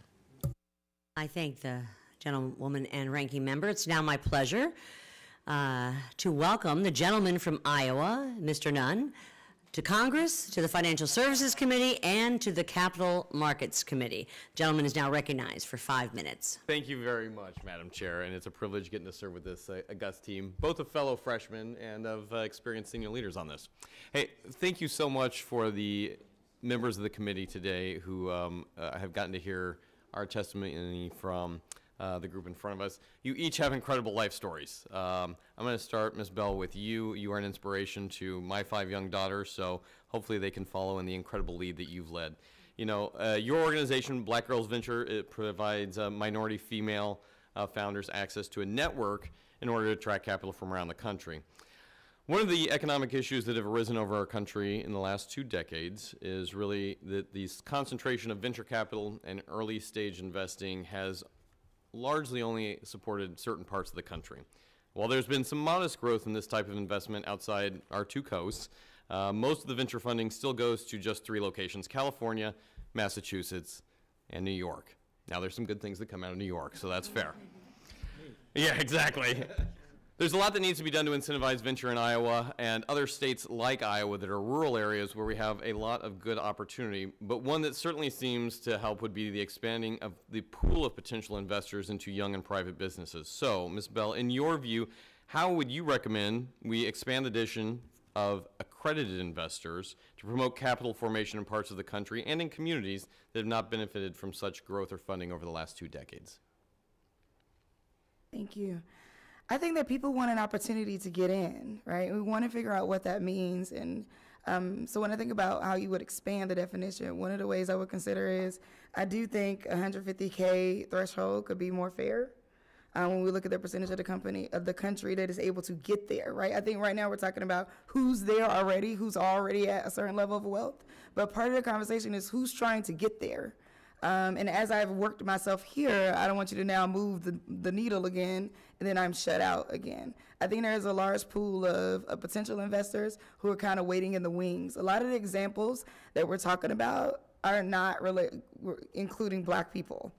And they're not including the early stage companies by Black and brown people. And that's because those Black and brown people are not, even despite being the fastest growing entrepreneurial segment in the country, still receiving less than 1% of venture capital. So if we can open up and expand the definition and more people can get in, then more investment can go to Black and brown founders. Would absolutely agree with you on that, Ms. Bell. And I would also expand it to say, folks across the country, a lot of diversity out there, a lot of great entrepreneurs ready to take up the mantle in the same way you have. I do want to ask where the government can be helpful here, or where maybe the government needs to get out of your way and just let you do you. One of the notions we hear is that the current SEC seems to embrace that private offerings are too risky and that most individuals aren't able to understand the risk and reward associated with such offerings. I think you and I both agree here that this vastly underestimates the intelligence and the financial sophistication of a lot of Americans who, as you know, may not be wealthy enough to be able to jump into this as a qualified accreditation. So my ask here is, what in your view would be the best way to recommend to the SEC someone's financial sophistication regardless of their wealth? Great question, thank you. I think we have to think about like what other intermediaries could exist. So our particular organization would be considered an ecosystem building organization, an entrepreneur support organization. There's other entities in the country that may be able to help qualify, like organizations like ours, organizations like CDFIs, other financial institutions, or people who are working with small businesses directly that would be able to help the investors also feel that the investments are de-risked.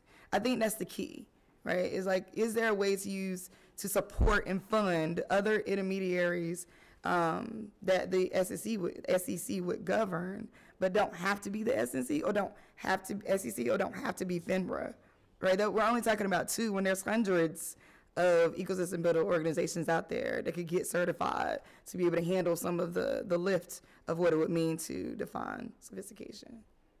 Thank you, Ms. Bell. I can see why you have exceeded so well in this space. I really appreciate that. And with that, Madam Chair, I would yield back the remainder of my time. I thank the gentleman for yielding back. We have to get used to this yielding back of time. I'm grateful. It's now my pleasure to recognize a gentleman from New York, Mr. Meeks, who I've had the great pleasure of serving on both the Financial Services and Foreign Affairs Committee for a number of years. Sir, you are recognized for 5 minutes. Thank you, Madam Chair. And thank you all for your testimony today. We have been paying very close attention to it in our offices as you've gone on, and it's been tremendously informative. And, you know, I know that it's imperative that we work to level the playing field to create more opportunities for investors who are women and people of color. Access to pre-IPO investment opportunities should not be reserved just for the wealthy. And as we've heard you say here today, it is also an enormous issue for the recipients of this capital because many entrepreneurs, especially those from Black and brown communities, do not have access to the same pool of investors as their white counterparts, as you just indicated, Ms. Bell. This makes it more difficult for their businesses to scale and perpetuates this cycle contributing to generational wealth gap, which is what I'm focused on closing. That said, it is of paramount importance that everyday Americans, particularly people of color, are not taken advantage of by predatory investment practices. The testimony presented here today, I believe, supports my belief that we are not doing a good job or good enough job of expanding access to opportunities while ensuring that investors from all backgrounds enjoy strong investor protections. So I'll ask Ms. Fletcher first. What types of population is the current accredited investor definition intended to serve? And do you feel that by altering the definition or the thresholds, we could bring more people of color into the field? Thank you, Congressman, for your question. So currently, our accredited investor definition targets people of a certain income threshold. And really what this does is that it exposes our senior citizens at the highest rate to the private markets, who are then taken advantage of by these risky and extremely risky investments that sometimes prove to be fraudulent. If we tinker at the margins with the accredited investor definition, whether by lowering it, as some have suggested here today, yes, that will open up the pool, but then that doesn't change the risks and the issues that are existing in this market, which are namely the ones I've underscored so far this morning, including the lack of information within the market. The private market offerings do not have information disclosure obligations. Many of my co-panelists have pointed to the fact that they receive information as they determine whether or not to invest. They're acting as a body, as a pool. They're acting as a group. They're able to possibly demand more information than you would expect from the average retail investor that would be participating in this space if we were to lower the accredited investor definition to open it up for more Black and brown folks. As more Black and brown people enter that market without any kind of investor protection, what we can expect is more wealth extraction. We can expect a widening of the gap of wealth inequality in this country, in which the poor are being taken advantage of and they're preyed upon in these markets. And that is my deepest concern, as well as we think about how we would expand these markets, or whether to even expand them without any kind of backstop or protection as we think about that. Thank you very much. And let me ask Ms. Bell, because I was really struck by your testimony and your story of creating Black Girl Ventures. In fact, I know I referred my niece to your website, because that's what she's been very interested in. It's an incredible story of success by any measure, and I appreciate that. I think that we see eye to eye about the need to strike a balance between, as just indicated, access and consumer protection. And I believe that if we are talking about expanding access to people outside of the traditional investor set, then the need for clear, transparent, and reliable disclosure is paramount. So I wondered if you might be able to share what kinds of disclosures you think are best suited for interested investors who wouldn't qualify under today's definition of an accredited definition. Thank you, and thank you for referring to these. So traditionally, what happens is you go through due diligence, and in that, you're required to submit financial reports. You also go through interviews with different members if you have a group. I think the benefit of working with like a Black Girl Ventures is, suppose your niece, for example, she starts an amazing tech company, and we've helped her grow that. We gave her access to a grant. We helped her with the mentor. We helped her with all the information she needed to get to a certain place. What we would do is introduce to networks. I think the network effect is also maybe missing from this conversation. Like investing is a large, even if you're a retail investor, it's all network.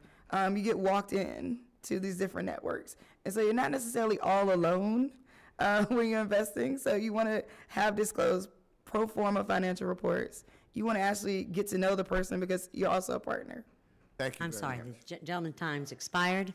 I'd like to mention to everyone, both witnesses and members, please speak clearly and loudly, just like Ms. Bell did, into the microphone. We're hearing that the streaming is having difficulty picking up some of the audio. So I thank you. Next, I would like to welcome the gentlewoman from Indiana to Congress, to the Financial Services Committee, and to the Capital Markets Committee. It's so wonderful to have another woman, Republican, on this committee. May you walk in my footsteps. So thank you so much. You're recognized for 5 minutes. Thank you, Madam Chair. I'm so proud of you in this earning this position. It's well earned. And if I can follow in your footsteps, I will be doing great things. So thank you, Ms. Wagner. Thank you all for coming here today to speak. I'm an IU, an Indiana University alum, and I've seen the benefits that come from supporting entrepreneurial culture and ample access to early capital. One of the many examples of that is at IU is the Shoemaker Innovation Center. This helps student entrepreneurs build, launch, and sustain their own businesses by providing resources, programs, and support. Another example is the IU Kelley School of Business, which is a highly renowned business school that alumni are represented in management companies of all shapes and sizes. We also in Southern Indiana have the Small Business Development Center, which does connect angel investors to startup businesses and assist business owners as they're starting this process.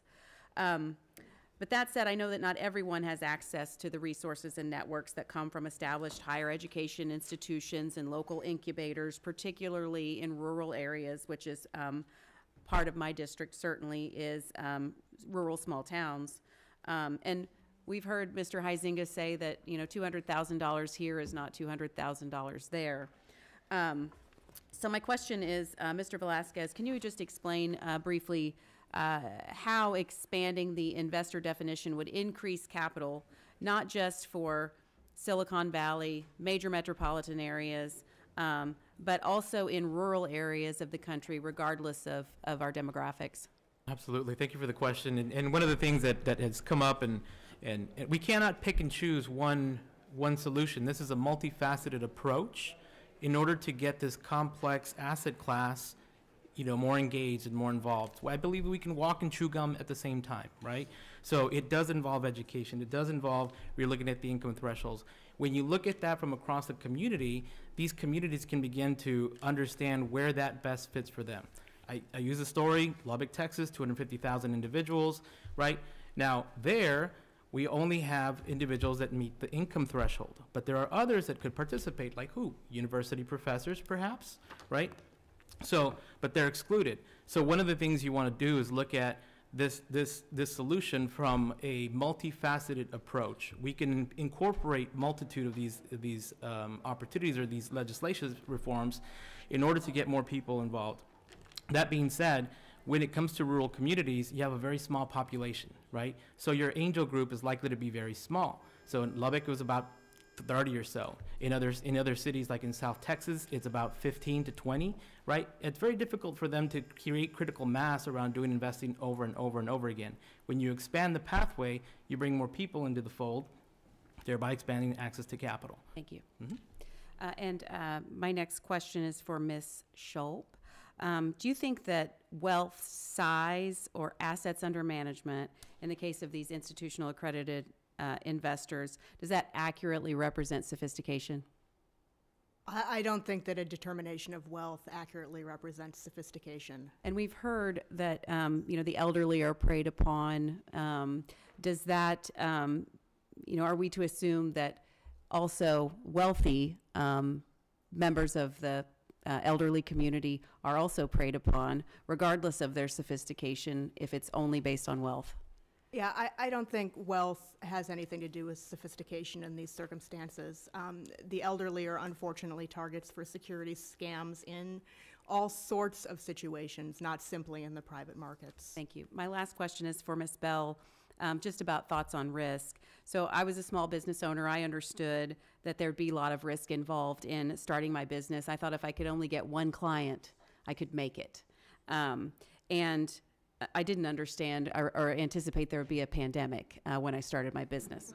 But I didn't need the government to protect me from myself. So I'm wondering, can you build wealth without risk? Thank you. No, you can't build anything without, or you can't build a shelf without risk. I mean, I think it's fair to say that when you journey into entrepreneurship, that entrepreneurial spirit, you're going in knowing that you're taking a risk. Thank you. I just want to comment that, we are built on capitalism in this economy, and having a vibrant and robust economy, I think, requires that we allow as many individuals as possible into these investment opportunities. And Madam Chairwoman, I thank you for this time, and I yield back. Gentlelady yields back. I now recognize the gentleman from Massachusetts, Mr. Lynch. You're recognized, sir, for 5 minutes. Thank you, Madam Chair, and let me congratulate you on your chairmanship. We're trying to balance here, right? We're looking at the advantages that public offerings have, the menu of consumer protection laws that protect people, the requirements for disclosure that I think are very helpful to investors. On the other hand, and we just saw that in the FTX situation.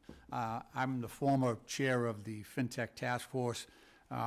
We've seen absolute disasters as a result of the small amount of information that was available to investors in FTX and other crypto-centric companies.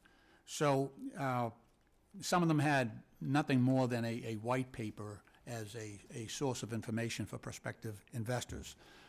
The accredited investor definition has been found to be discriminatory towards underrepresented investors and a barrier to capital formation for minority-owned entrepreneurs.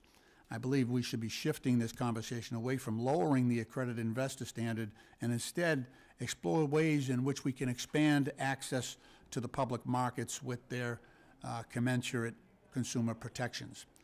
And as I said, we held hearings last session when I was chair of the task force on financial technology, and we explored the fintech venture capital space and the lack of diversity in startup founders.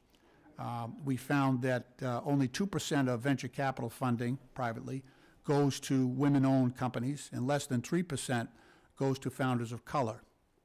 And when you think about that, those numbers are staggering when you consider that when minority-owned companies receive the funding that they need, they actually outperform their white male-owned company counterparts. And I'm truly skeptical. I could be persuaded, but I am not persuaded yet that lowering the accredited investor requirements will actually help minority-owned companies get the funding that they need in a safe and reliable way.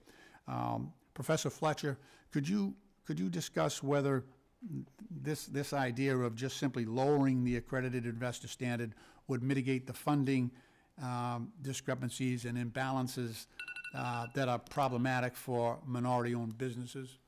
Thank you, Congressman, for your question. And my short answer to that is no, it will not. Lowering the accredited investor standard will not increase access to funding for people of color and for women founders. The fact is, as one of the things that my co-panelist, Ms. Bell, noted earlier, is that networks, right, build a lot of this funding.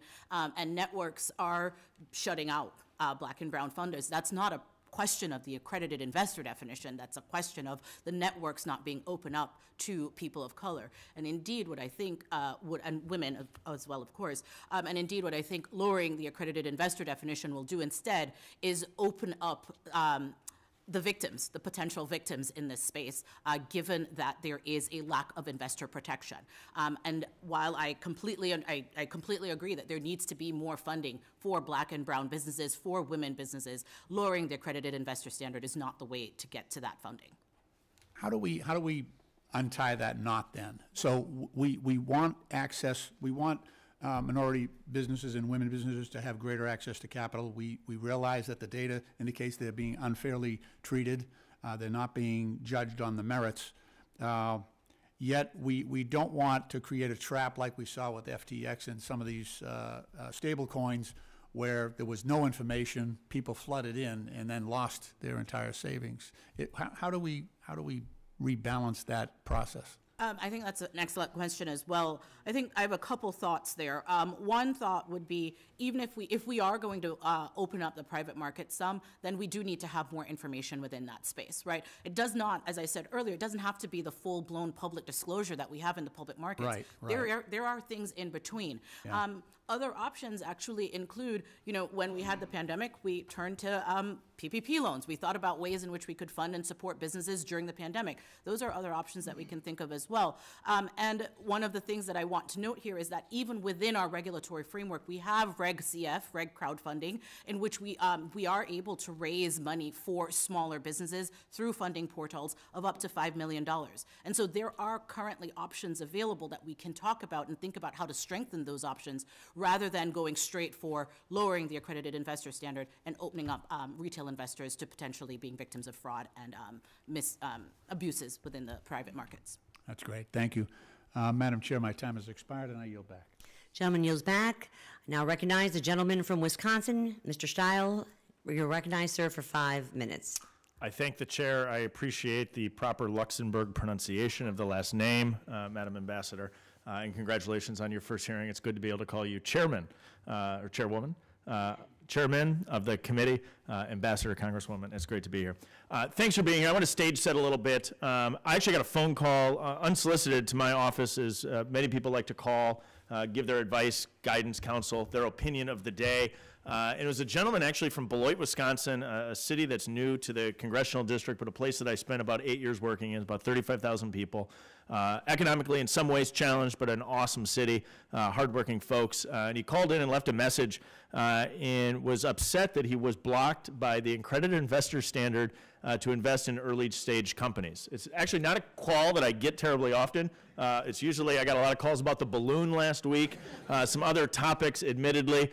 But this gentleman called in on that topic, and he was actually really frustrated that the accredited investor standard prevented him from investing in early stage companies, allowing him to build wealth. And in his call, he said, quote, "This law keeps the low income from entering high income status, and on its face is unfair." And I think I pretty much agree with this gentleman who called the office. I got to call him back. I didn't get time between now and the hearing to learn more about his story. But I think his story is the story of a lot of people, people who have unique knowledge and expertise in a given area, but may not have hit the actual accredited investor standard as written a long time ago. And so for sake of discussion in this, I'd love to see a show of hands of how many of our panelists here today are accredited investors. Okay, so not everyone, 4 out of 5. And how many have been accredited investors for at least 10 years? 1.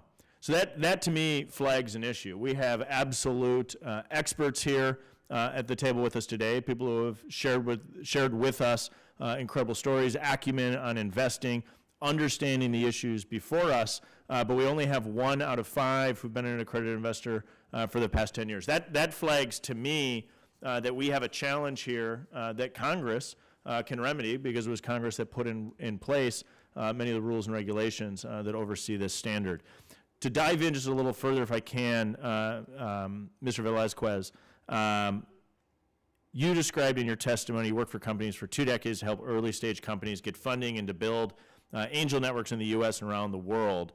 Yet for your career, you didn't qualify, for much of your career, you didn't qualify as an accredited investor, what we just saw here with our panelists. Is the founder of Investors of Color Network, can you describe how the current accredited investor standard excludes investment professionals who come from minority backgrounds who start with less than inherited wealth? It absolutely limits their ability to participate. One of the biggest challenges we had within Investors of Color was finding them. We spent 4 years building that network of 800 individuals and organizations. And so we had to rely on small networks, small communities, gentlemen like maybe the one that called your office. He would qualify. So we're not totally exclusive, but we want individuals that have been left out to be able to find pathways into it.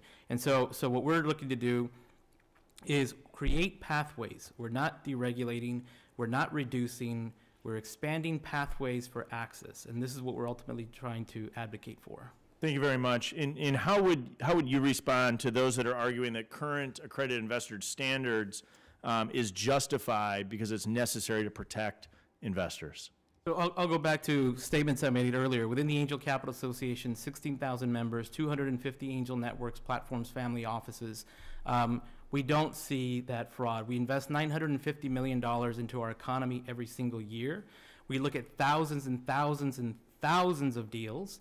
We don't see that fraud. You will see a bad company made by a group of friends who decided to go off and make an investment on their own. They maybe had fear of missing out. I would argue that those that met that accredited investor definition and were claimed to be sophisticated, yet made their investment in FTX under an assumption, are not sophisticated investors, because that's not what angels would do. Maybe I'll shift to you, Ms. Bell. Do you think the accredited investor standards are justified and necessary to protect investors? I don't. I think that it takes more than, thank you. I think it takes more than wealth to be able to determine whether or not someone is sophisticated. And I think when my fellow panelists mentioned Reg CF as an option, crowdfunding as an option, I think it's, why do we have to be limited to, oh, well, you can do that, but you can't do this? I think you're right. I think what we heard today is the need to look back and reform this provision. It leaves a lot of people out. The gentleman who called my office, people here at the table. Madam Chairwoman, I yield back.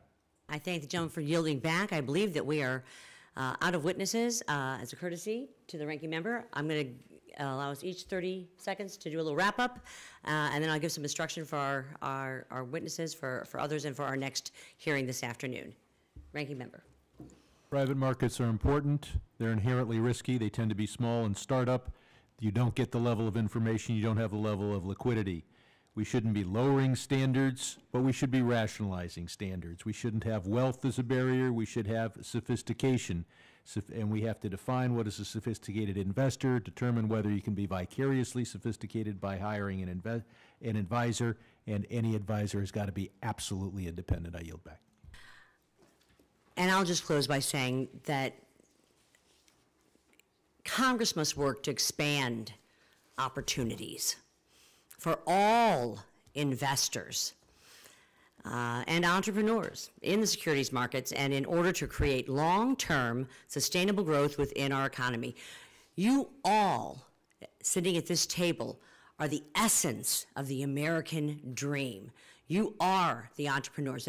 We should not be regulatorily standing in your way to build your opportunities for your families and for others. I applaud each and every one of you. Mr. Velazquez, you have more than earned your wings. So of all of you at this table, it's been a pleasure. I thank you, and we look forward to moving forward on some of these legislative proposals. Now, I'd like to thank again all the witnesses and say, without objections, all members will have 5 legislative days within which to submit additional written questions for the witnesses to the chair. which will be forwarded to the witnesses for their response. I ask our witnesses to please respond as promptly as you are able to do so. And before adjourning, I want to just remind, not many remaining, but certainly staff is, we're going to have a hard gavel in the main hearing room at 2 o'clock because votes are going to be at 4. So we're going to try and do whatever we can to get through our next hearing in that time frame. So without further ado, this hearing is adjourned.